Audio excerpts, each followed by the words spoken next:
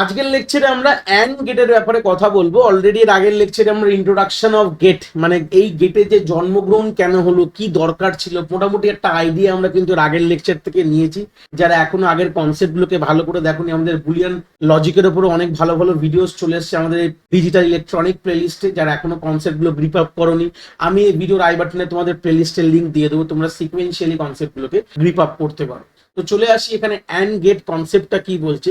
প্রথমে যখনই আমরা গেট রিলেটেড পড়াশোনা করব আমাদের university point of view plus যদি কোনো competitive level point of view যদি পড়াশোনা করি, প্রথমে আমাদের কিছু জিনিস মাথায় রাখতে হবে যে অ্যান্ড গেটকে আমরা খাতায় কিভাবে আঁকবো। এই যে সিম্বল দেখতে পাচ্ছ, এটাকে বলা হয় টু ইনপুট অ্যান্ড গেট, যেখানে দুটো ইনপুট প্রোভাইড হবে আর দেখতে কিছুটা ডি এর মতন। আমরা যে অ্যালফাবেট ডি লিখি আমাদের ইংলিশ শব্দে, তো দেখতে কিছুটা এরকম এরকম লেখার পর পেট থেকে একটা এরকম অ্যারো বার করে দেবে, মানে দাগ বার করে দেবে, এটা হচ্ছে আউটপুট বলতে পারো। তো অ্যান্ড গেটের কাজ কি, যারা বেসিক আমাদের অ্যান্ড গেট ট্রুথ টেবিল পড়াশোনা করে এসছো, অলরেডি বুলিয়ান লজিক্সে ছিল, ওই বুলিয়ান অ্যালজেব্রার লজিক গুলোই কিন্তু আজ গেটের ফর্মে আমরা পড়ছি। আলটিমেট দুটো যদি ইনপুট দেয় তার এ অ্যান্ড বি কিন্তু তোমরা আউটপুট পাবে। এই হচ্ছে বেসিক আইডিয়া বলতে পারো। সেরকম আমাদের থ্রি ইনপুট অ্যান্ড গেটও হয়, বা দুটো টু ইনপুট অ্যান্ড গেট দিয়ে একটা থ্রি ইনপুট করতে পারি।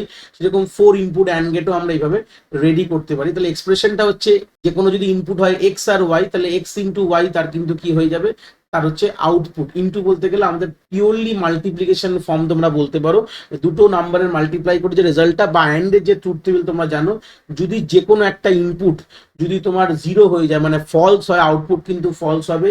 দুটোই যদি তোমার ট্রু হয়, মানে দুটো ইনপুটের ভ্যালুই যদি হাই হয় বা ট্রু হয় বা ওয়ান হয়, এই তিনটে কথা কিন্তু একই যদি হয়, তাহলেই তোমার আউটপুট কিন্তু আলটিমেটলি ওয়ান পাবে। তো সেই সূত্রে আমরা দুটো টু ইনপুট ট্রুথ টেবিলের একটা এক্সাম্পল দেখো, যে দুটো ইনপুট যদি ট্রু হয় আউটপুট ফলস হলে আউটপুট ফলস, একটা যে কোনো একটি ফলস হয়ে গেলেও আউটপুট ফলস হয়ে যাবে। দুটো যদি ট্রু হয়, যেখানে তুমি দেখতে পাচ্ছ এইখানে দুটো ট্রু মানে দুটো ওয়ান মানে দুটো ট্রু, তাহলে আউটপুট কিন্তু ওয়ান হবে। এখানেও আমার একটা ফলস ছিল বলে আউটপুট তোমার ফলস হয়ে গেছে।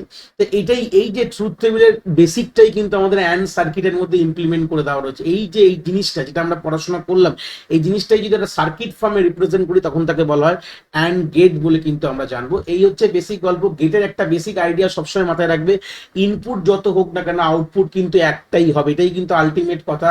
যে কোনো গেটের ইনপুট, এখানে দুটো দেখলে তিনটে হতে পারে, অনেক জায়গায় থ্রি ইনপুট যদি নিই, ফোর ইনপুট যদি মার্কেটে যদি অ্যাভেলেবেল থাকে আমরা কিনতে পারি এরকম চিপ, বাট আলটিমেটলি আউটপুট কিন্তু এদের একটাই হয়। এই হচ্ছে বেসিক গল্প।